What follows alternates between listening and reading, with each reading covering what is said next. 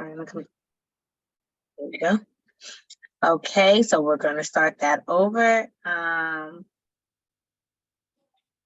I thank each of you for joining this evening's discussion regarding the challenges many of you have communicated to me that you've been having as it pertains to receiving payment from the Department of Education. My office has been working really closely with DOE. I know we're also joined by Elaine on here also, who is a member of our district and who also works at the Department of Education. And so, you know, we've been working really closely with them to communicate some of the issues that folks have been having. And I will say that the Chancellor and Mark have been extremely responsive to us. And for me, what's most important is not just being responsive, because anyone can say whatever to you. It's really about delivering. And so while a lot of the daycares had spent months, and in some cases almost a year, not being paid, the moment we connected with DOE, they worked very quickly to turn that around. And I know Mark, I had a chance to serve with him for a brief time in the council, and he is also a former educator, so he's extremely passionate in this space. He was the chair for education in the council as well. And so he comes with a unique perspective in terms of wanting to see reform to dynamics such as this. And so I think this is an opportunity to start a conversation with the Department of Education to really share what some of the challenges have been for you as daycare providers, and to be able to allow them the opportunity to take that back and come back with some solutions so that we could be able to move forward with this. So before I pass it over to Mark, I do want him to know who's in the virtual space. So we'll ask everyone to, if you can, please come on camera if you're able to. And then also if you can introduce yourself, your name, the name of your daycare, and where in the district it is located. And so I will call on the first person, and then after that person introduces themselves, I'll ask that they call on the next person, and so on and so forth, just to kind of keep moving. So the first person that I see to my right is Kara Ahmed. Hi, good evening, everyone. I am Kara Ahmed. I'm the Deputy Chancellor for Early Childhood Education for New York City Public Schools. I thank Councilmember Brooks Powers for having us and for bringing all of us together. So much appreciated. And I am happy to be here this evening with each of you and can't wait to hear who all of you are and where each of you are from. So I am going to keep going to what's my right, which is Mr. Mark Traeger. Thank you so much, Deputy Chancellor. And also, I want to really publicly thank Councilmember Brooks Powers, who as mentioned, I did have the honor of serving with. And what I continue to be so impressed by and continue to be so proud of is how deep her connections are to her community. Her district is always top of mind for her. She knows every program, senior program, youth program, and she fights like hell for folks in the city council. If you see her at a hearing, you'll know and you'll hear her. And so it's an honor to work with you. Still call you my colleague and friend and leader in the city council. And we have a team here happy to address any of the concerns and issues. And of course, I could provide an overview afterwards, but let's finish the introductions. But again, Councilor Brooks Powers, thank you and your team for organizing this this evening. You call on the next person, Mark. I see Peggy from New York City Public Schools. I was going to say, I'll go. Hi, everybody. I am Peggy Dirks. I'm the Chief Executive for Early Childhood Education. Super excited to be here. Lead the operations and educational pieces of the work, surrounded by my incredible team, who I will pass off to, who's right below me, Jotina Clanton. Good evening, everyone. I'm Josina Clanton, Senior Director of Strategy and Policy in the division. And so a lot of my work focuses on the policies that you have in the handbook or just in general, and also do a lot of cross collaboration as it pertains to Department of Health and supporting workforce development. I will pass it over to Dino. Hi, everyone. Thanks for having us here. Dino Panagoulias, Senior Director of Data Analytics and Systems. Myself and my team are responsible for anything and everything data related, and just recently took over a lot of the enrollment work. So happy to be here, happy to answer questions that folks may have, and I will pass it off to my colleague, Jonathan Trejo. Good evening, everybody. Hope you can hear me. My name is Jonathan Trejo, Co-Senior Director of Finance, and I'm here to assist in any way possible. It's a pleasure to be here with you guys tonight. Sorry for the background noise a little bit, but I'm happy to be here and help wherever possible. Who is on my right? Says John, Ethan.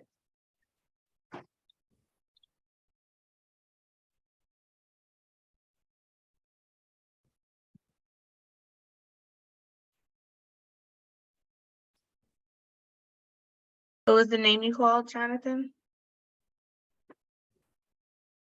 I think I passed it to whoever was on my right, and on my screen it said Ethan John. Oh, I don't. Oh, Ethan John. There you go. I think you're on mute.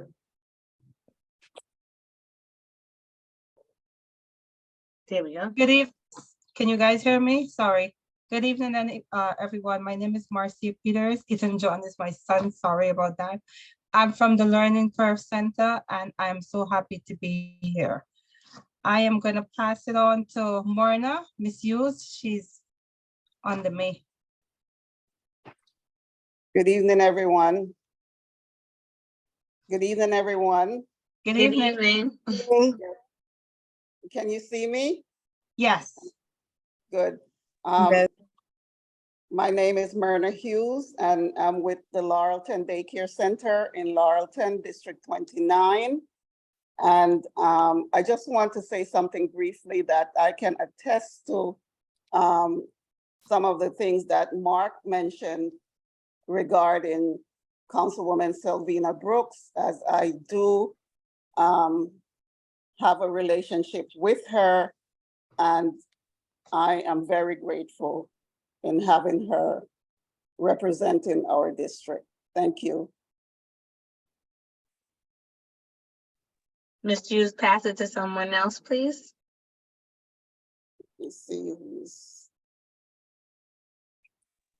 I am going to pass it on to Renee Taylor.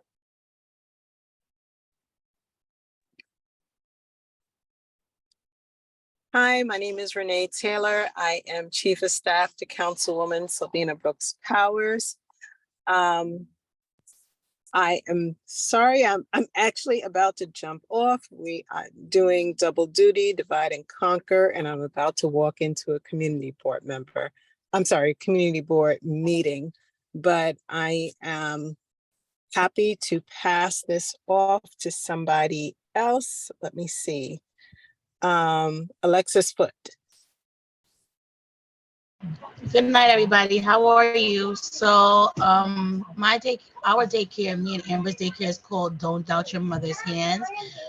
We haven't started yet, but we're hoping to get a space on Mount Avenue. And so our goal is to not only be a daycare, but also be open 24 hours, because as someone who works on the overnight, it's very hard to find, I'm so sorry, my kids are in the background, quality childcare, especially at night. So for us, that's really important. Not only that, but we want to be an anchor for new families that are coming into the Rockaways, because when I was new, a single mom, 22, I was very lost in Rockaway, and there was a culture adjustment coming from Harlem and having access. So I thank the Councilwoman for having this meeting. You guys have a beautiful night. And thank you, Mr. Mark. Thank you. I'll go ahead and pass it to Joan Ann Bostic. Good evening. I'd like to also echo my great thankfulness for Silvina, who seemed to be at one time the only person who was listening to us. My name is Joan Ann Bostic. I'm with Lucille Rose Daycare Center, located in District 31, Silvina's district, in Far Rockaway. We were those people that once we reported to DOE, it took them longer and longer and longer and longer to approve anything, and you can't submit a new month until the past month is already approved. But once Silvina and her office got involved, we got the money that was already 5 months late, and within several weeks, we got the rest of 2022, which, you know, from our standpoint was super impressive. We're here tonight to meet everyone. We do understand that DOE had a lot of new people in jobs that they hadn't been in long and didn't know what was going on, but I have to commend them for getting their act together quite quickly with a little boost from Silvina and her office. I'll pass it on to Sonia Banks, who is our chair of Athletic, the sponsoring board for Lucille Rose. Joan Ann, and I'll echo what Joan Ann said. As a new president of Atlet Inc. coming into this daycare situation that many of you have been in for years, I was shocked and appalled by the devastation and what felt like real insignificance around the cries of the people that do daycare work every day, affecting payroll, affecting our ability to be stable and support our community. And we serve over 62 families. And so again, thank you to Silvina.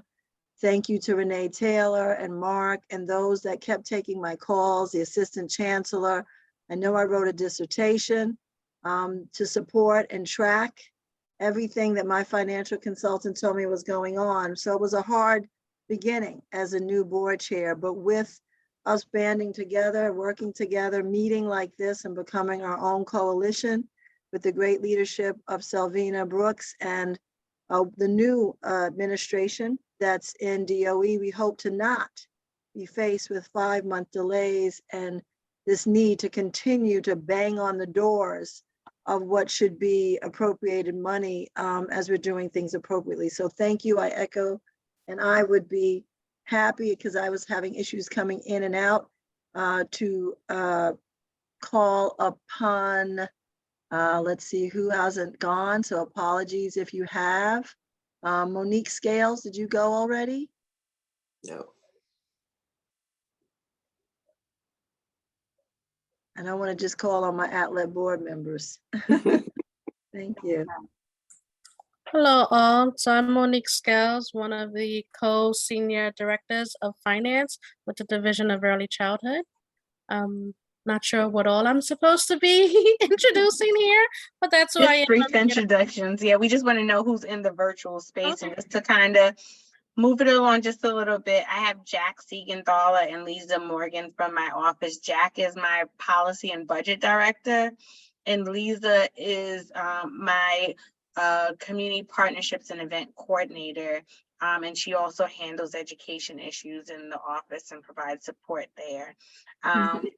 I am also going to kick it to, I think the last two to speak will be Beverly Davis and Amber Clint Scales, and then we can end with Elaine and then kick it back to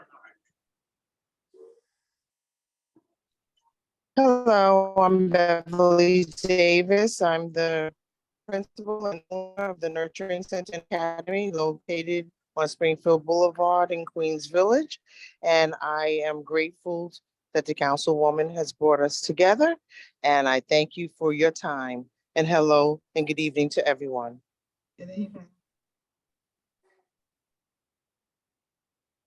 Good evening, everyone. As my business partner Alexis Foot was on, we have a childcare. Don't doubt your mother's hands. Thank you so much, Councilwoman, for holding this roundtable. Everyone on here, I look forward to learning something so that we can grow and build in our community. Thank you. Hi, all. Good evening. It's Alon Barrett, the Queens Director for Intergovernmental Affairs and a lifelong resident of District 31. I'm actually walking home now, so here to help and here to support. Thank you, Alon. And Councilmember, if it's okay, if I could just provide a quick overview, and then we're happy to start answering questions that folks may have. Absolutely. Thank you again, Councilmember, to you and to your great staff and team. And thank you also, Alon, to our Queens IGA Director. Thank you for your help, and for everyone for making the time this evening, to our Deputy Chancellor and her team. So as the Councilmember mentioned, I did have the honor of serving in the City Council, and in my final term, I was the chair of the Education Committee, and I will say that we've passed the torch to a fantastic new chair, Rita Joseph, who hails from Brooklyn. But what I'll share with the group, and then we'll just get right to it, and I draw this analogy for folks, is the last administration under former Mayor Bill de Blasio. You know, he took great pride in the early childhood program, UPK, and then the final year, 3K. And look, there's a lot of promise, a lot of work. This is a lot of good things that we need to certainly get right in New York City. But the analogy I used to draw for folks in my district and in my conversations was that it was like a shiny car that everyone took pictures of. But it wasn't until this team kind of said, you know, the outside looks nice. Let's just make sure the inside, opening the hood, is just as nice and functioning.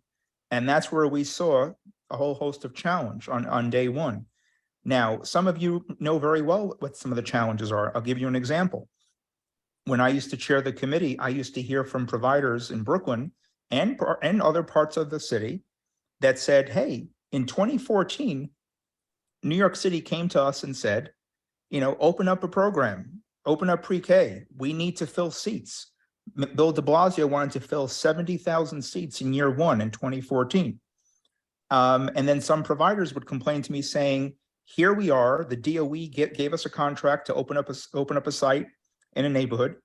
And then literally 2 months later, the DOE would open up its own program, its own pre-K center down the block, which would then poach kids from their program. How many of you have heard these stories or have experienced these stories? I heard this all across the city. So enrollment it's still a challenge, because in some areas of the city, you have an oversaturation of seats that were never filled. What Bill de Blasio never wanted to say publicly, did he fill 70,000 seats? No, we never hit that number. So you have some CBOs who have been really hurt and destabilized and given a bad hand when this program launched and started. The second point I'll make is that under the last administration, the way they set up the program, they did not want to really prioritize, in my view and the view of many others, the issue of also pay parity, where you have your DOE teachers making, more money, benefits. They work, I think, 10 months of the year and so forth, where CBO teachers are paid less, not as many benefits, and they work all year round. And some CBOs have a hard time retaining them, and that can destabilize a CBO as well. So these are just a couple of the challenges. And the third piece I'll say very quickly is that there was no infrastructure set in place to provide technical support to CBOs. Some CBOs, the director is also the same person who fills out the invoice and is supposed to navigate all the bureaucracy at the same time. That disproportionately hurts and impacts mom and pop CBOs as compared to larger organizations that have larger budgets from private fundraising that can hire a compliance consultant to do that and there are some consultants who work for some mom and pops, but then you have some large organizations that have a whole unit dedicated to doing the paperwork for them and that whole back office work. There was no proper support set in place. And so those are some of the challenges, and I'm sure that we might hear some more. But with that, Councilmember, I'll turn to you and to your team if you want to just pick on providers who have questions, issues. We're happy to answer and to address them. And I will say that it's also important for me to say before I forget is that when we heard the term universal pre-K during the final years of my tenure, we knew of hundreds of kids with special needs that still did not have a seat in a program. And you can't call it universal if every kid doesn't have a seat. And during my first year as chairman, it was 200 kids on a wait list. At the height of the pandemic, it grew to over 800 kids citywide with special needs without a pre-K seat. I am proud to report that under Chancellor Banks, Deputy Chancellor Ahmed, and this administration, they did provide a contract enhancement to providers to actually stabilize over 6,000 special education preschool seats and add over 660 new seats in about a year. So in 8 years, we couldn't even fill one of these seats. In a year, we've added hundreds and stabilized thousands. A lot more work to do, but I just wanted to kind of to start us off there, and then I'll turn it over to you, Councilmember, if you want to just help to facilitate the questions and Q&A. Thank you.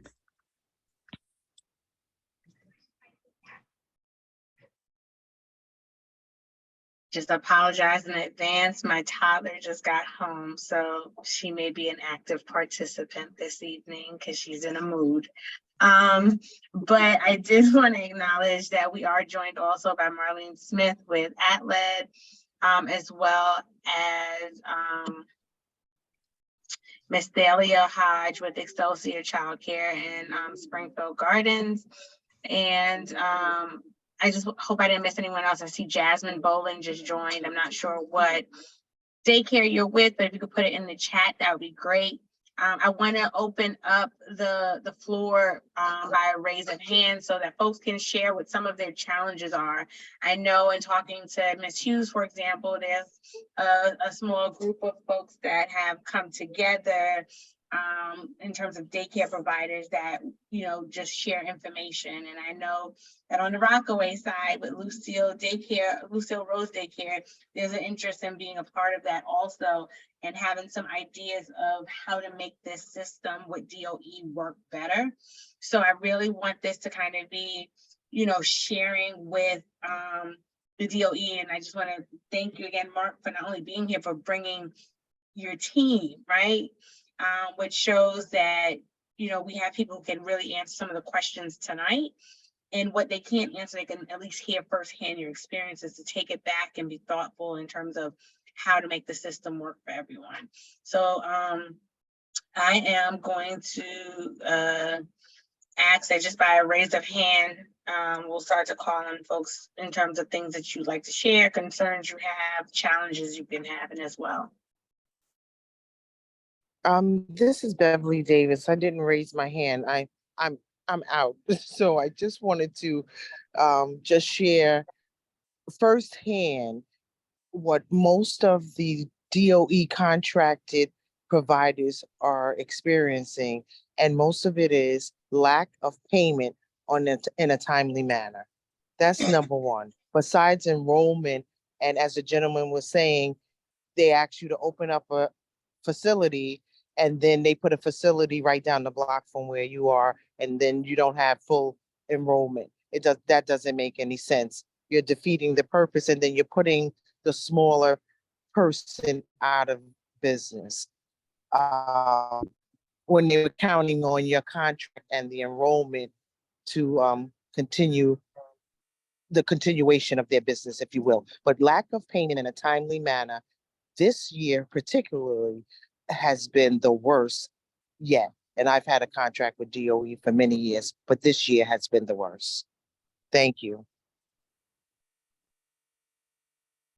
Councilmember. Yes, I'm sorry, go ahead, Kara. I'm sorry, I can't even find the raise the hand function on my screen, so I apologize in advance when I just jump in. And and everyone keeps moving on my screen, so I couldn't even find the council member. So, Ms. Davis, thank you, and I appreciate your comments and I appreciate your insight. And I'd like to say just a few quick things from what I heard the councilwoman say, as well as Mr. Traeger and as well as you.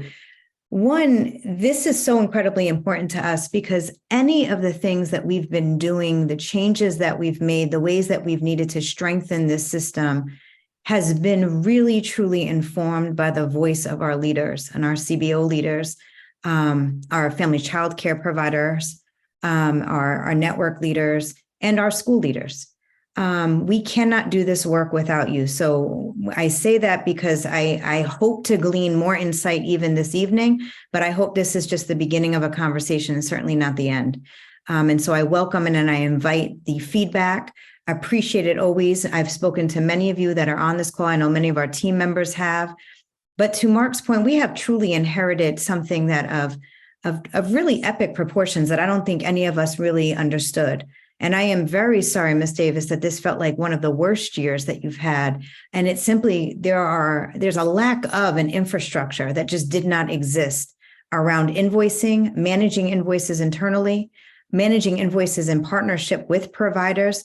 And to Mark, and to your point, adversely impacting providers in terms of enrollment because of the oversaturation of seats. And we've seen this time and time again. We were still paying invoices going back to 2021 when we really executed and the chancellor stood up a rapid response team. He did that in early November in order to support providers and stabilize the sector, to collect invoices going back to a fiscal year that truly predated our administration. But that was a commitment that the chancellor made to ensure that providers were paid that either money that was due or that we can resolve those invoices that had to come in. But that really speaks to nothing that you all have done wrong. It speaks to a lack of a system that just was not in place in this division. And so we have really taken time to listen and listen to learn. I know someone had mentioned around invoicing and being able to submit one invoice and counting one Mississippi and two Mississippi before you can submit the next invoice. And we heard you loud and clear. And in December, the multiple invoicing option was turned on for fiscal year 2022. And I believe, team, correct me and keep me honest, but I think it was end of January, beginning of February, somewhere in there, multiple invoicing was turned on for FY23. And so we recognize, again, a system that was homegrown and built called Pre-Kids many years ago, that there's lots of problems with that system. It affects the user of that system, which is both all of you, but all of us. And so between all of us using this system that has a lot of inefficiencies, just to get multiple invoicing turned on, that took several months for changes to be made in the system. And so those aren't excuses, but they're absolutely explanations so that you also have a better insight into what we are trying to clean up, trying to resolve, trying to repair, and trying to rebuild. As Mark said, this was 8 years of work. So we recognize it won't change in 8 months. But we are working hard at doing it. But your feedback is what's going to help to keep informing it. It was your feedback that really pushed and prompted multiple invoicing. And so I encourage you now, if you have any back invoices from this fiscal year, please exercise that option. Please send it in. I want to say one last thing, and I know someone has their hand up, but if you have challenges, and I know that our council member and Mark have been incredibly supportive, but this team is here tonight so that you also could put a face to the name and you can actually make contact with them directly. I know many of you have been. I know I've put you in direct contact with Monique and with Jonathan, Dino, and Jodina directly. And I'm going to encourage you to reach out directly. At no point should you be waiting for answers. At no point should you have to wonder what the next steps are. We are here. This is our job. This is our responsibility. So if you don't have their emails or phone numbers, you let us know. We'll make sure that we get them to you. Deputy Thank Chancellor, you. Go ahead, sorry, Mark. I was just going to say, did the provider mention that she has a pending issue now with non-payment, or? I didn't hear that, but Ms. Davis, if you do, you should let us know. and anyone for that matter on this call. Yes, this is a resource call. Like you Yeah. have all of the people that will touch your account on this call. So like, if you need to talk offline with them, like let them know so they could be looking out. Absolutely. Have you. But there was something that stood out to me also in talking to some of the providers, in which when they got a payment, I think it was that they had to give back some of the money that had been advanced once you reach a certain threshold. And Yes. a lot of these are small businesses in the community. And so I personally don't think that's a good system. Like if it's money that's projected for them anyway, it should just be something that eventually kind of catches up where they're not having to pay back, because I think that just that model makes it difficult for these businesses. But then also another thing that stood out to me, because I'm learning this as I go as well, but what stood out to me also was that with the, I'm trying to think of the best way to say it. So, and Ms. Hughes, you may be able to, because this one I think had came from you in terms of, no, it didn't come from you. It came in my conversation, I think with Mark directly. But when the invoice is submitted, it's received by one department, and then it gets passed on to another department. But in 2 instances, it took me calling you, Mark, to nudge whoever it was for them to say, oh, it's here, it's on my desk, let me approve it. But there was a clear disconnect in the system. Yeah. That's So correct, Councilmember. And Deputy Chancellor, if you want to elaborate, but that's correct. Yeah, absolutely. So let me go back to your first question, which is a good one, and one that I think many providers sometimes. So this is what I mean when I speak of infrastructure and when I speak of systems. Many of you have also begun contracting with the DOE, as some of you have already said, for several years. And what wasn't always built into that was an infrastructure of support. And so one thing, and we are happy to do this. You all have signed a contract with the DOE. Yes, it predates me, but I've read it thoroughly, and I'm happy to review it with anyone that would like to go over it, because there are many items within it. And sometimes we all don't know what we exactly signed to. One of those pieces, though, is something called recoupment, which is what the Councilwoman is actually describing. In the beginning of a fiscal year, and I'm going to ask in a moment, definitely Monique and Dino, Jonathan, to jump in, because you are the experts in this work. I've learned it from you. But at the beginning of a fiscal year, our providers are advanced 35% of their annual contract, right? And that's obviously to help, to the Councilwoman's point, to help a small business provider get up and running into the beginning of the year before they begin invoicing. However, at a particular point in the year, that money is recouped based on you submitting invoices and based on where your enrollment and expenses are in that moment, right?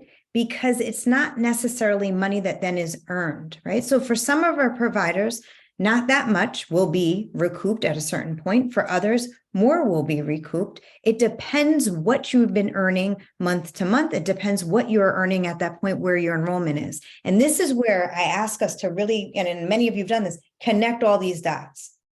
This is why you hear a lot about seats across the news and the media, because this is very heavy on our minds.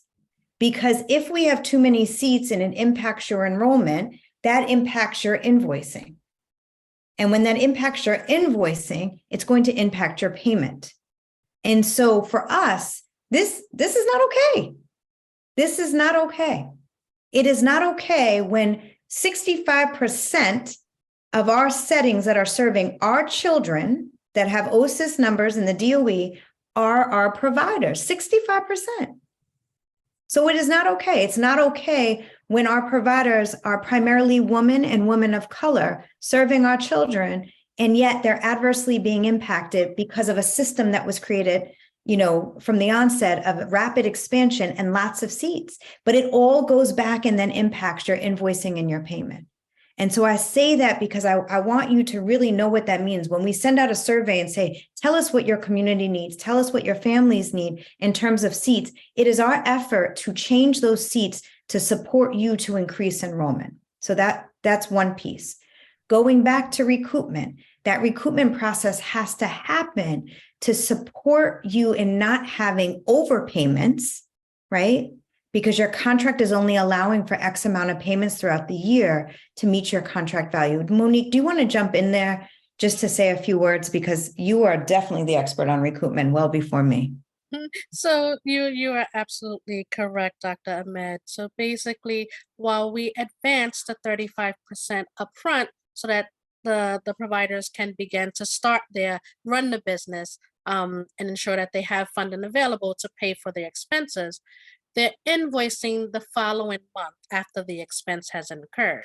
So the advance that they're receiving up front, later on, they're going to provide to us the invoices to show the expenses that they've incurred. And again, that's based on their enrollment plus their expenses. Now, we have to recoup back. So basically, we just reduce the invoice amount based on the advance that they've received. And we try to do that over a period of time so that we're ensuring that we're not taking the whole thing all back at once, but we're trying to break it down into several, it's about 5 to 8 recoupment amounts. But yeah, so that's basically it. And it's based on the enrollment. As Dr. Ahmed said, we're looking at the seats and trying to see where is the need. How can we help you so that we can ensure that you're maximizing, you're getting the seats that you need for your community so that you can get those children in, and then you can maximize your expenses. Everyone should have received a survey from our office, from our portfolio from planning team, asking you if you have any requests for seat changes, right? And we've heard back from hundreds, over 800 responses. 800 different programs have responded who have asked either to request to change SDY seats to EDY seats, EDY seats to SDY seats, 3K seats that they're not using to infant toddler seats that they're permitted for. There's a variety of options and things for us to think about based on which RFP you apply to, which contract you're under. But those are all things that we want to prioritize for you. So if you have not completed that survey, if you could not find it, you didn't locate it, you don't think you received it, please reach out. Please reach out so we can make sure that we get it to you.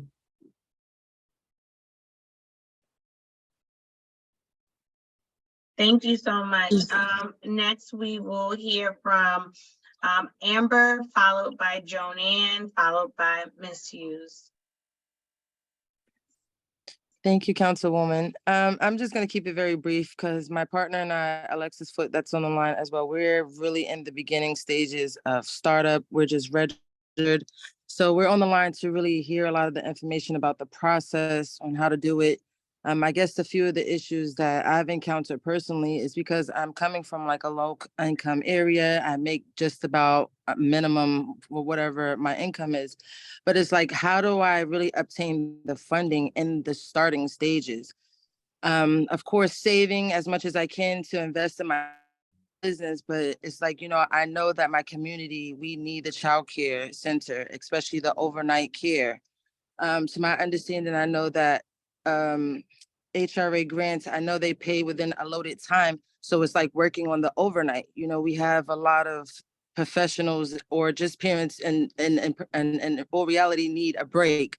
So that's where our 24-hour service comes in. But it's just like, how do I get the support and some type of mentorship on to establish this? Because I'm in the Far Rockaways. As you know, we have our community centers out here, our child care centers out here. But like I said, as for me and Alexis, it's really just Alexis was able to read out just one of our.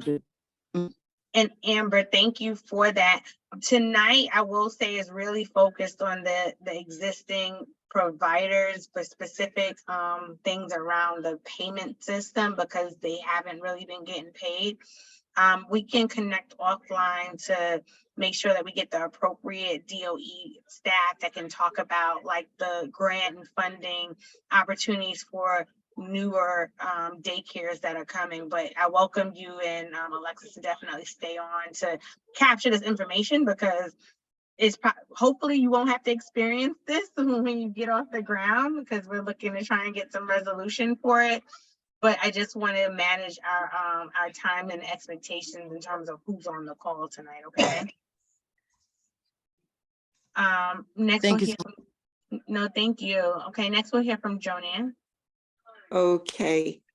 I have number one, a suggestion. I know for Lucille Rose, and we have been in existence out in Far Rockaway, going on to 50 years, and we've operated under a lot of different people. The one thing that happened when we got involved with DOE, we had no idea of the process. It would be very helpful if DOE could tell us what's the process that the billing goes, because we keep calling our financial analysts who tells us it's approved, it's approved, it's approved, it's approved. We wait a month or 2 months. And in actuality, I guess it goes through various departments to finally get paid out. So it would be good if we knew what the process was. Yep. You know, once it's approved by your financial analyst, it goes to step 2. You have to wait until that gets approved, and these are the things that need to be approved.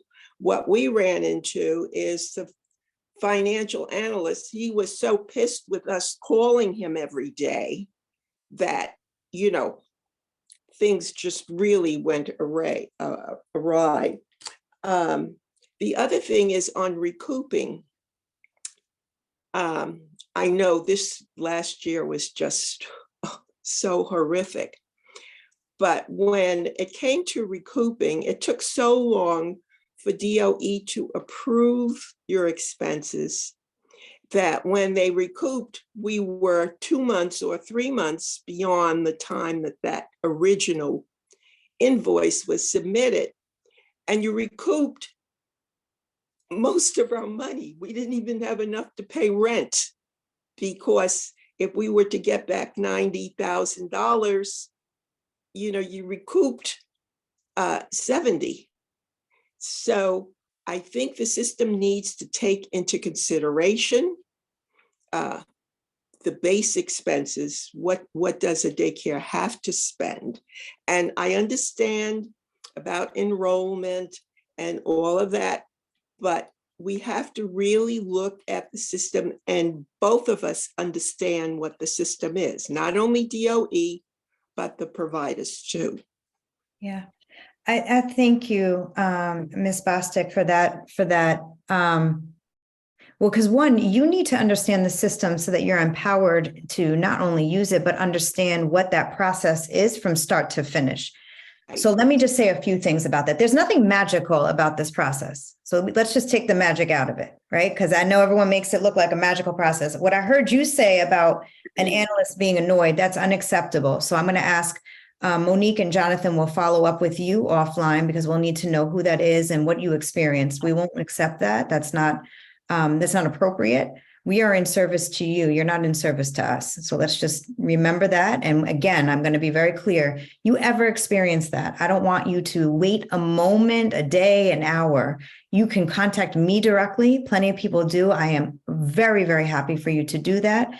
And also you have wonderful people here. These are senior leaders. And again, they're all new in these roles. And they come here with a real commitment to this work. So please reach out to them directly, and they will make sure that you have your needs addressed.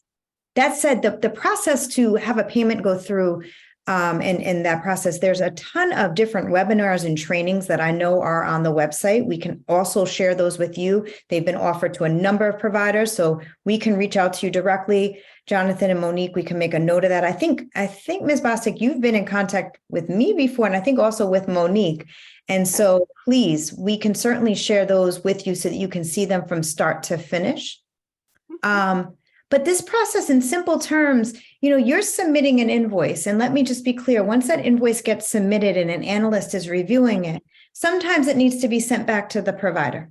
Sometimes there are things that were done incorrectly. There are pieces that are missing. There's errors in terms of calculations or things that are not adding up properly, or in terms of what can be expensed or not. And so sometimes there's an exchange back and forth, which is normal. That's not abnormal. That is normal. Once that exchange is concluded, once everything is tied up, then that needs to go through a second layer of approval for quality control, making sure that it's absolutely correct and accurate. And then once it goes through that approval, it goes through a process of our DOE systems, which, to Mark's point, then enters into another place, another division, where the actual money is getting released, right? And so I know that can feel very complicated, and it's stuff that you should not have to worry about, not have to think about. That's not your problem. That's ours. But that literally, from sort of beginning to end, is what the process looks like. I don't know, Dino or Monique, if I'm missing anything, Jonathan, please jump in. But it's not more complicated than that. But what it does do is it leaves our hands and ends up with someone else's. And sometimes we don't have all the control over that piece. But it then there's a process for it to then the money to actually be released. Mark, what am I missing? Tell me. So I just want to kind of connect the dots to say that, so you have the enrollment piece that we mentioned before, how they oversaturated many areas, including in this great community, more seats than there were kids filling the seats, and that can destabilize, CBOs and others. Then you have a system, for example, that did not allow you to submit invoices, more than one invoice a month. The deputy chancellor said that, was under, she kind of opened the hood and said, wait a minute, why can't providers submit multiple invoices 1 month? Is there a law that says we can't do it, or it's a policy decision? And she uncovered it was a bureaucratic policy that she was able to reverse. And now, in terms of how many people see the invoice, again, this is stuff that was inherited. Of course, now this is the second year of administration, and we understand that progress is happening, but more work needs to be done. But this was an infrastructure that was kind of placed upon the early childhood program. The pre-kids, the invoicing system that many of you use to submit invoices, pre-kids. Do you know that DOE is the only agency that tells providers or CBOs to use this system? DYCD and other agencies use more of a uniform system, but that was a design by the last administration for whatever reason. So I think that what the deputy chancellor, I think, is saying, and others were saying here, is that they've already unpacked and undone some of the flaws, design flaws, but there is still more work to do. But in the meantime, as the deputy chancellor said, if there is anyone that's, number one, getting a negative response from their financial analyst or I think it's called an OA or someone, if someone's getting a negative response, we want to know about that. If you're getting no response, I put my email in the chat. I know that some of you I speak with. I know wonderful Miss Hughes I've spoken with before, Miss Banks and others, great folks. Reach out to me directly. No one should ever feel ignored. But yes, Councilmember Brooks Powers, to her credit, did kind of help push the needle to ensure that things got moving ASAP, because even if the early childhood division checks all their boxes, another division still has to check their box. And I will say Brooks Powers got results right after she sent an email and made a phone call to us, but it shouldn't have taken that. And that's the point. That's why I think the real work is being proactive and making sure that we're reaching you in a more proactive way and not reacting to these issues. And I'll stop there. And I just want to say one last thing, if I may. Again, we listen to learn. And so the feedback that we received just in my first 6 months in this role was that there were so many burdensome requirements around submitting an invoice. And we quickly looked at that. To Mark's point, again, I needed to know, was this the letter of the law that we had to follow, or this was just a past practice? And what our team uncovered is that this was just a past practice. And so we eliminated those burdensome requirements. And I want to make sure that we're really clear on that. There was a point in time just last year when I first got here, because this was the practice, you had to submit every receipt, right? Every individual receipt. And under the leadership of Monique and others, we were able to really eliminate that and really get down to a general ledger, a profit and loss statement, and get to our mid-year expenditures. So I say that because these are the things that we are trying to improve and strengthen based on your feedback. So your feedback is really, really critical. And I'm sorry that you've gone through so many different renditions to get to an answer or to even go through the burdensome process, but that's what we want to eliminate. If it's not necessary, if it's not in your contract, there's nothing legal that would stop us. We want to see what we can do to improve. So there's nothing beyond our imagination that we won't explore. So. Okay, I'd just like to say there has been substantial and fantastic improvement. Fantastic. And we went to Sylvina when we had not gotten any approval for 4 months. We're working on our September invoice. And just before Christmas, our financial analyst told us, it's approved, you should get your money. We didn't get any money till January, missed a payroll, have used any discretionary money we had not paid things like rent, had to pay late fees later on during the year. And that's when we did come in contact with you and, your other people who we found out had only been in the job not a year. So you knew probably less than we knew. But to compliment you, we got the next 4 months. We got October, November, December. Well, the next 3 months approved in like a week and a half. We fell over. I'm telling you. So I have to say that you really did a good job, at least for Lucille Rose, and it's been going a lot more smoothly. But it would really benefit if we knew really what happens after we send that invoice in. Yes. How many days should it take? Should it take a week? Should it take 2 weeks? We have to plan every single penny. Our people are living paycheck to paycheck. We don't get paid the same thing that teachers, except for our director and certified teachers. We don't get paid the same thing, DOE pays their teachers. And when our people miss a paycheck, they got bank fees, they got fees that bounce. I mean, we're a very active board because we're very close to our community and to our employees. And believe me, and because we called everybody we could think of calling. And thank God, Sylvina, said, oh, this is my district, and really responded for us. But I have to give you compliments, since December. I mean, if you had seen any of our board in December, you probably would have been in danger of being beat up or something like that. But I have to give you compliments. Thank you for the feedback. I won't take it. I will give it to this team. They're the ones that do the very hard work, and they make it look really easy. So it is certainly them. It is certainly them. But it would help us if we knew where things were, who to call, just a list of, if your financial analyst has said it's approved, To that point, Joanne,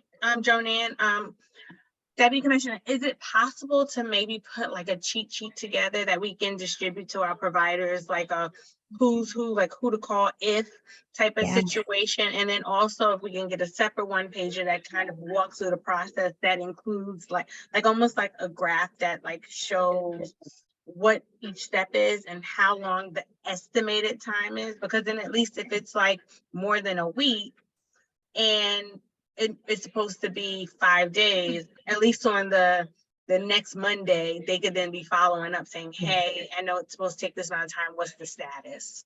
So a few things. All of that contact information is continuously emailed to all providers, and it is on the website. So it's always accessible. We even sent it out again recently. It's constantly sent out just so that you have it at your fingertips. So if anyone doesn't have it, reach out to us and we will make sure you get it. It is your analyst's contact. It is their supervisor's contact. It's the supervisor. It's the people you see here on this screen. Everyone, like all the contact information you can need. In addition, can you share it with my office too? Because sure, if someone doesn't have it, we can. Absolutely.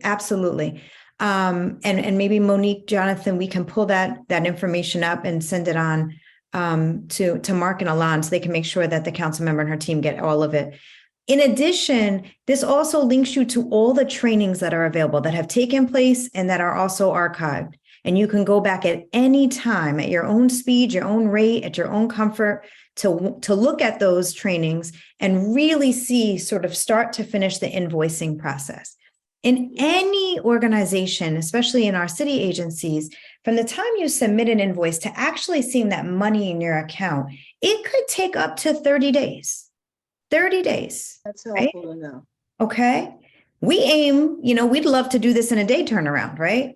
But I want you to be realistic. It's going to take up to about 30 days from the process of you submitting, our folks reviewing, right? You got to imagine they're receiving tons of invoices, not just one person. So there's a process, right? They review it. Then they need to either maybe go back and forth with the provider a few days on just getting the invoice right. Then it gets approved. Then it goes to this other division. Then it gets processed. Then it's somewhere in cyberspace between our bank account and your bank account. And then it ends up in your actual hands. So if you're passing that 30 days, that's when you should start calling us and reaching out. But that I hope helps to set some expectations. The other thing I will say, and maybe the council member can also help with this too. I'm going to tell you what we are examining across all 5 boroughs. So it's not just here in this district or in any of your programs. I'm going to just talk much more general. But in doing the sprint and the rapid response team that the chancellor stood up, where we really had to collect back invoices from FY22 and even going into this fiscal year, I'm going to tell you what the data is telling us. The data is telling us that we still are seeing many providers submitting invoices very late. The goal should be that you're submitting your invoice by the 5th of the month following the service month, right? So you should be submitting that invoice for December by January 5th. No later, right? You can't submit it earlier than December 31st, but no later than January 5th. That will then ensure if you start the clock that by the end of January, you would be receiving the money for that invoice. And why that is important to do consistently is so that you can support your own management of your own cash flow, right? Because payroll is important, paying the rent. Your rent doesn't go away regardless of the children that you have in the center, right? Those are fixed expenses. I hear you. Yeah. And when you recoup more money than our fixed expenses, that puts us in a hole. And that's yep. And that is the point of the advancement. So this is what I'll say, council member, if you want to keep talking about this too, I would love to engage in this conversation about the resources and the supports we can put into place also of just technical assistance, budget management, managing cash flow, really looking at when you get from the onset of that. We down with it. Yes. All the resources you got, we want them. Yeah. And because I'd really like us to think about when you get that advance at the beginning of the fiscal year, how you make every penny work moving forward and planning ahead. And it's hard. It is really hard. And it's not an easy task. And so, I know a lot of people have reached out to us for that support. And so we would love to join forces, even with our council member here, to think about how we can bring those resources directly to you and think about those resources together. But I see 2 more hands. My hand's been up, and I know Myrna's hand's been up. So we did all that. We have a phenomenal financial consultant. She works with multiple daycare centers. So we're happy to get everything in on time. That's not our problem. Our problem is, as Joanne said, we got caught in the back and forth. with an accountant that just kept going back and forth. And that's when we discovered that the accountants don't have the same rubric. Depending on the accountant you get to work with you and who is assigned to you, could depend on how fast your process goes from step one to quality control to those other steps that have yet to be fully defined that I hope I'll get when the training comes, to the final gap between your bank and our bank.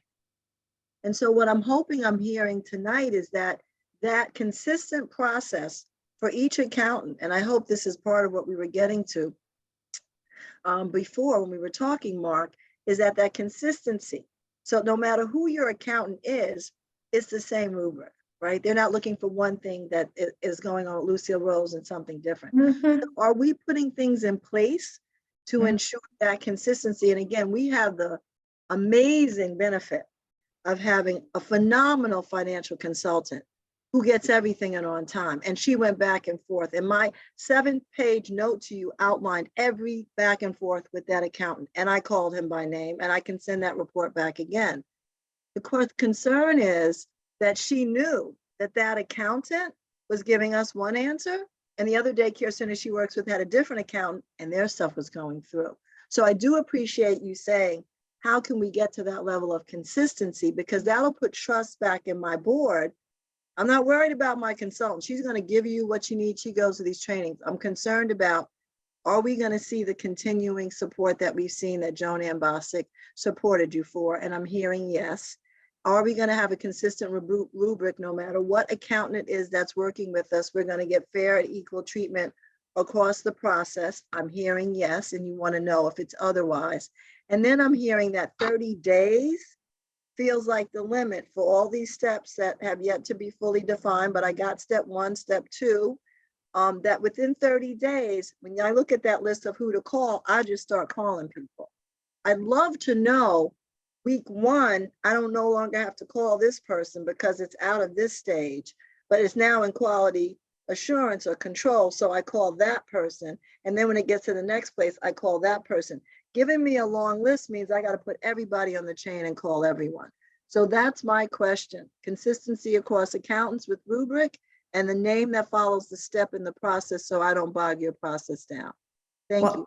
I'm going to do one better for you. I don't think you should call everybody on the list. I think that if you really get to a place that you are unsure of what is the status of your invoice, right? Again, level setting, 30 days. But if you're unsure of what the status is, I'm going to say this. If you call your analyst and you can't get a response, and when you're saying accountant, you're meaning the analyst, right? I want to make sure I'm speaking the same speak. Okay. Yes, the analyst. No worries. If you call your analyst and you're not getting a response, I'm asking, they have a supervisor. We provided all that information. You should feel free to call them or email them. But I am saying to you, and I'm saying this to you here tonight, please reach out to one of us directly. This is also for us extremely helpful because every time that someone reaches out to us, we are hearing that feedback directly to get to your second point around consistency. Because the minute we don't hear consistency, that to us is a red flag for more training and support for our own staff who have not had that.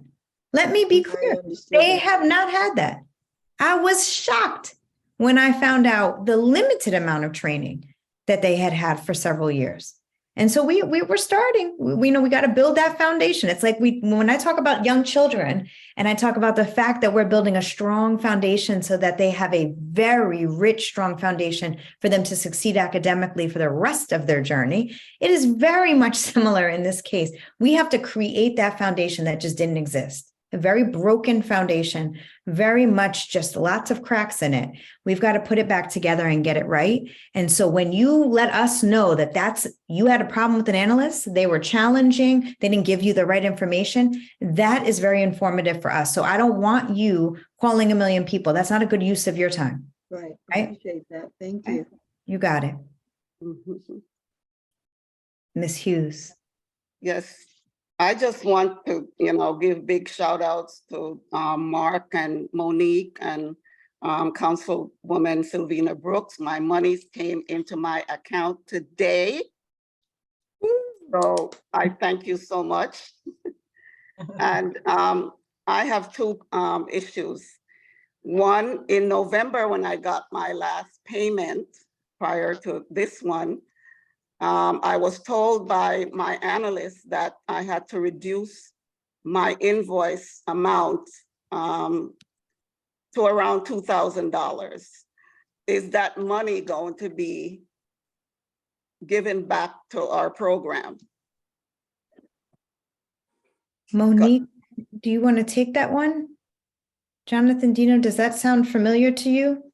So I think we would have to kind of look at that to understand what the reduction, why they're asking you to reduce the invoice. Potentially when they're reviewing the invoice, it could be something that they're looking at that was submitted that they may be questioning. So I would have to see that offline. Like I couldn't give you an answer for that specifically right here. Okay, I was told that enough monies weren't there. So that's why it was reduced. Okay, so Ms. Hughes, you know, definitely I will look into it for you. Please do, please do. Okay. And one more thing, our budget person, Richard Sweetak, retired. Yes. I need to know who is taking his place, as we don't know who to turn to. Yeah, we sent that information out. That was the deputy director, was interim acting for the last, I think he retired in December, it feels like years ago, but it was just January. End of December. And so Miss Barbara Yee was taking his place at that time. And Tiffany Mobley was on leave. She's returned and she is now in the Queen's office supporting there. So between Tiffany and Barbara, you have that option to contact either one of them. They're both there to support. Okay, thank you. You're And more than- one final thing. I have 3 classrooms of children, 2 3Ks, 1 4K. Now, that was what I proposed for.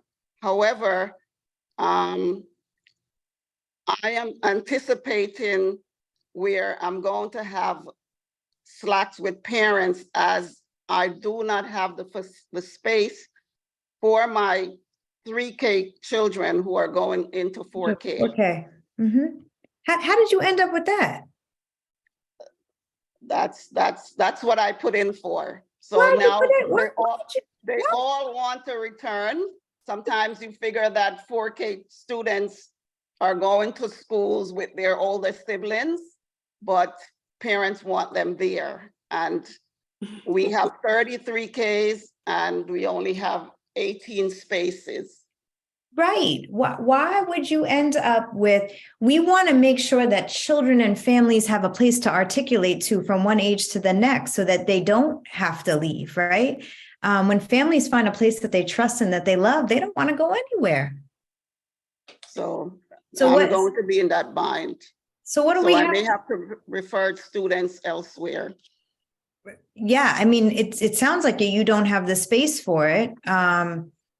I mean, look, we can talk, and this is where you should definitely contact us, because there's lots of things we could start thinking about. You know, if there's a bigger need for you to have 3K and there's other pre-K seats in the area, we might want to think about 3 classes of 3K, right? These are all things that you should consider, but we can talk more. We want to make sure that your families have somewhere to articulate to, and having 2 3K class and 1 pre-K leaves a class without options. Yes. So that's the bind that we're in. Yeah. Mm-hmm. Okay. We should talk. Okay. Okay. Thank you. Of course. I'm glad you brought that up too, Ms. Hughes, because I noticed that with not only that daycare, but it's a couple that had expressed the same thing, that they had a certain amount of 3K, and then it's a race to sign up for pre-K. And while 3K is more optional in a sense to some parents, and like, you know, less of a need as in pre-K and kindergarten, one would think that those seats would be more available. And so I'm interested separately, like to look globally in my district to understand how many seats I have for 3K and 4K, because we may look and do an analysis of that and see that we only have like 2/3 of seats for pre-K that we would have for 3K. And then we may see that maybe needs to be something that we kind of revisit. I think we know. Knowing that. Yeah, I think we might have that data. I don't know, Dino, if you have it handy, but if you do, we can certainly tell you.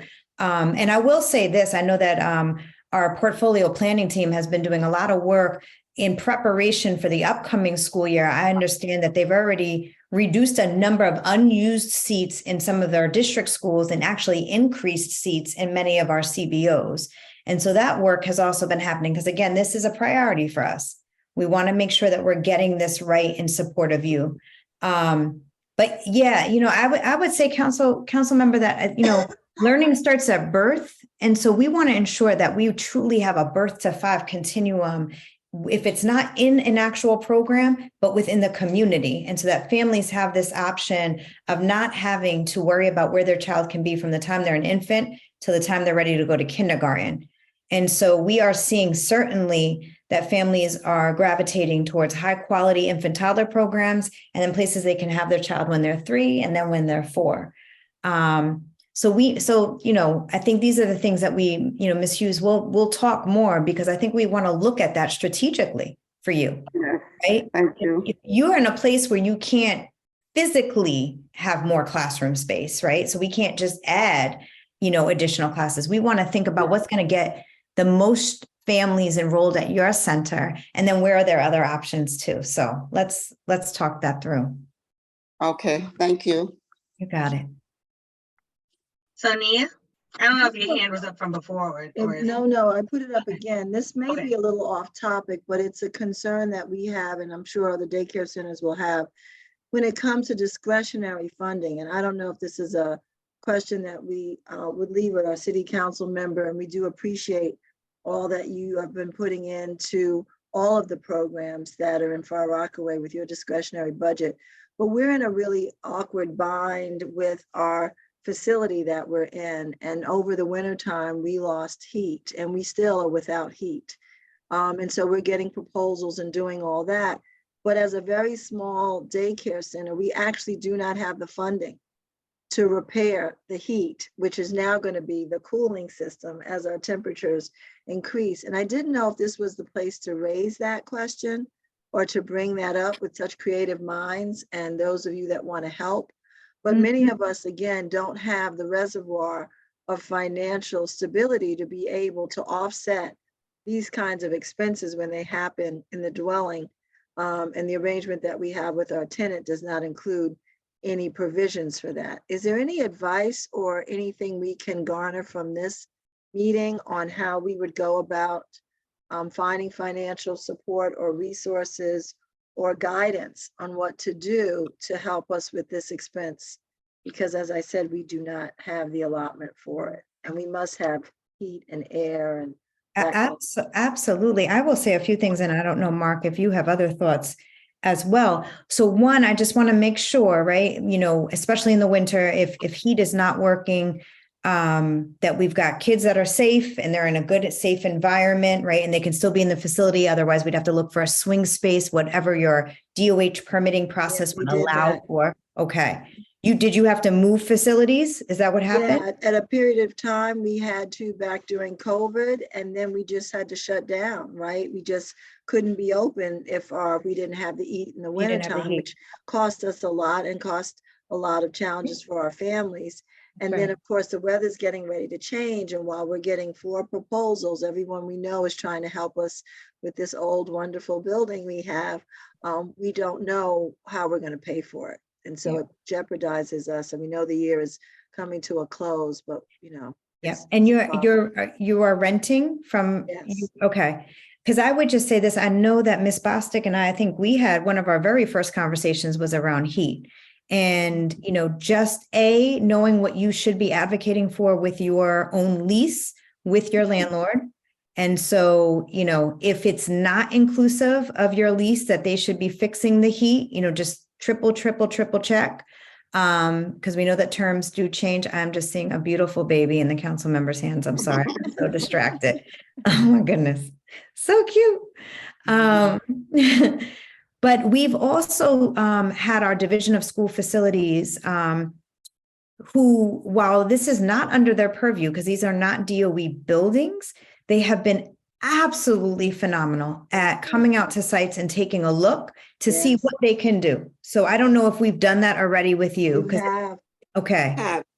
You And, have. and has there been any other things that they could do and work on to support in the immediate? They did some what I call jimmy rigging. I mean, they helped us get from one place to another so we could get back up and running. We Mhm. don't have heat in for our employees or in particular areas of the hallway, but we were able to get it in our classrooms and meet our, required authorities' expectations. But we know that we have to get this system taken care of. And so we do appreciate the help. That was just unbelievable to get that help and from our landlord. But our concern is this is going to be a price. It's not in the lease. We have a pretty good rent comparatively speaking. We can't complain about that, but we are still in this bind of how we're going to get this taken care of. Joanne, I don't know, am I missing anything? No, you've covered it. The thing that I would like to note, this billing thing that we've had over the last year with DOE used up every little bit of cushion that we had. We do little fundraisers and all, and we are not in a position right now to hardly donate any money toward it because we ended up with late fees and all kinds of things, and trying to keep our employees afloat and paying payroll and nothing else.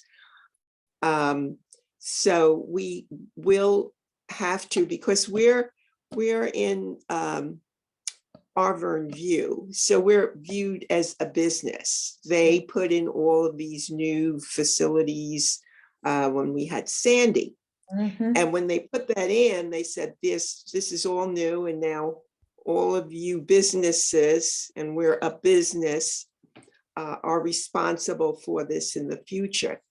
And thank God, DOE came in and jerry-rigged everything, and we had heat and we could run the daycare center because we did have heat for the classrooms and where the children are. Our director and our financial person in their office, they haven't had heat, the beginning of the year. So we really need to invest in a new system. DOE already told us we need to get, at least 3 proposals. We've been running around, is it 4? Okay, Sonia just signaled 4. No, they said 3, but we have 4. We have 4. So now we're at a standpoint where we have to figure out what's the cheapest that's going to give us what we need, and how do we get this money. I will turn to our city council members, and I still call Mark Trigger our city council member, but also to our council member, Brooks, because I wonder if there are resources out there. I mean, I know that's above and beyond the DOE contract, but that's something, and as you were talking about it, Joanne and Sonia, I felt like I asked for you all to circle to Renee, but if I didn't, maybe I was thinking it. But connect with Renee, and let's connect with the developers to see if there's any type of support they can provide. Because they also want to do things that are supportive of the community as they continue to build in Rockaway, because they're going to be a part of this community. And being that Lucille Rhodes has been a daycare in the community for many years, I think that there may be an interest. So connect with Renee, and we'll see if we can connect you with the folks over at L&M who own and operate Auburn View, and see if there's any support they can help, even if it's like maybe a discounted bill or something like that. Or if maybe you could renegotiate your the terms of your lease. And we can also reach out to SBS, do that with small businesses. And since the daycare is a small business, there may be an opportunity with that as well, where they provide free lawyers to do this. So we have been working with them with the downtown Far Rockaway merchants, and a number of those businesses were able to renegotiate their lease. And so they have to kind of wipe the slate because there's a financial incentive for the landlord to take part in that. So we can see if the daycare is eligible for that as well. So Yeah. I would just say, connect with Renee tomorrow and she can work with you on that. Thank you so much, Councilwoman Brooks Powers. We were thinking of doing a GoFundMe too. Just see if we can get people. But thank you so this- much. We'll connect with Renee. So we're at 8:25 now, and I do want to be respectful of everyone's time. I just want to check the virtual room once again, just to make sure that there are no outstanding questions, no burning questions, that this is the moment that you can ask the experts and the people who do this work every day. So I just want to give another opportunity for folks to kind of, provide any last questions to the DOE team this year. Hello, this is Mrs. Davis again. I am 7 months behind in my payments. I haven't been paid since September. So, and my invoices have been submitted on time. I want to know, what is my next step? I speak to my OA. Well, my financial person speaks to my OA every day. She does not like to speak with me for whatever reason. But Miss Davis, which program are you from? the Nurturing Center and Academy. The Nurturing Center and Academy. We need to, okay. Yes, my October has been submitted and it's pending. And the DOE did express to us how to submit more than one invoice at a time. Correct. And they're just pending. So we can't submit anymore. Once you submit two, you can't submit anymore. And Dr. Ahmad, I heard you say timely invoicing, but you can't submit more than two invoices at a time. No, you can submit. Well, it's not allowing us. No, then we have October and November has been submitted. In November and December. And I have 4 submitted and they're all pending. When did you submit them? October was submitted when we were able to submit it in February. It's been pending ever since. We submitted November in February as well. And December, we submitted in March. Okay. Because we didn't know how to submit more than one at a time. And then one of the gentlemen from DOE did give us that information to allow us to submit another invoice, and they're all pending. Okay. I want us to look at our records because I think we may have you having them submitted them in March, and we want to make sure that you know how to submit multiple invoices at one time, because you could certainly submit more than 2. And we definitely want to get them in for the 5th of the month so that we have them. Because I think we have some of your, maybe the October, and I'm not sure if it's the December, but in March. And so we want to make sure that we look at that and work with you. I will make sure that we have someone reach out to you tomorrow between Monique and Jonathan and Dino here on this call to walk you through the multiple invoicing process, but just to also go through the records of when things were submitted and where it is in the review, because I want to make sure you have those facts as well. And then we want to make sure that we help you in any way that we can to also get those in. Like we don't want to see you submitting September and October in the spring. We want to see those happen in the fall. So we want to help you do that to the best that we can as well. Because I think the December one, I think we might have just gotten that in April. I'm trying to look at a system at the same time, but I'm not a multitasker in the way that my team is. So I'm not gonna pretend that I am. But from what I'm seeing quickly, that's what I'm seeing. And I want to make sure that is correct, because our OA told us do not submit the other invoice to until the gentleman from DOE, and that was just last week, told us that we could submit more than one invoice at a time. We were told the reason that October is pending because you're waiting for monies to be moved. We've been calling, and it's not because we didn't want to invoice on time. We couldn't, it wouldn't allow us to invoice. I don't understand that we have to look into, because there should be no reason. Everyone is submitting multiple invoices. We've sent out so much communication around multiple invoicing being an option. I personally have encouraged people to use it so that you can catch back up. So let us reach out to you tomorrow. We will walk you through any steps. Monique, Jonathan, Dino, I know you're on it. You let us know. We'll figure out what time is good for everybody, and they'll get you on a call and walk you through it virtually. Okay. Does that work, Ms. Davis? Thank you. You're welcome. Yes, thank you. Okay.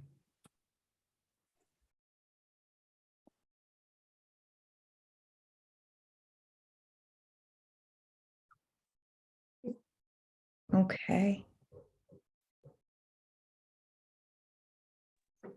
Sorry, my band, which seems to be waning, so I'm gonna have to just come off camera just so this stops freezing on us. But thank you, Ms. Davis, for that, and I encourage you to please connect offline to like make sure you are able to work through that. And if you need additional support, you can reach out to Renee in my office. And I know Jonathan just put his email in the chat for your records, so you can request those from him. And Lisa or Jack, if you could just put Renee's email into the chat box also,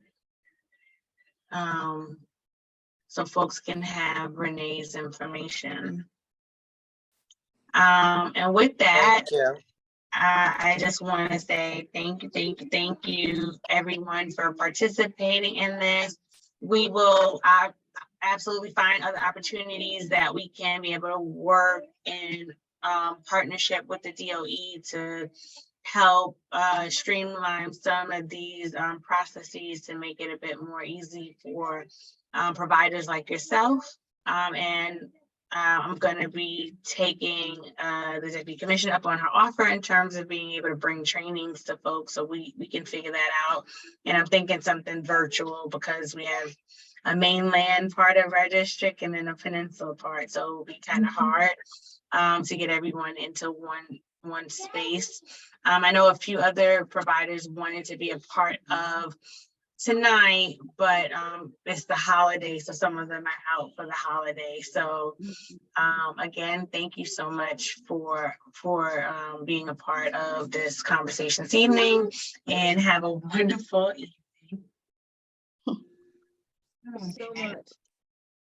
Okay, thank you, everyone. Please do not let this be the only time that you reach out. Please reach out if you need support, if you have a question or anything we can do to answer. We are all here. So please do not hesitate to email or call at any time. So much. Appreciate it. Thank you. Thank you, Thanks, Council everyone. Member. Have Thank a you, great night. everyone. Councilman. Thank you. Have a great night. Thank you all.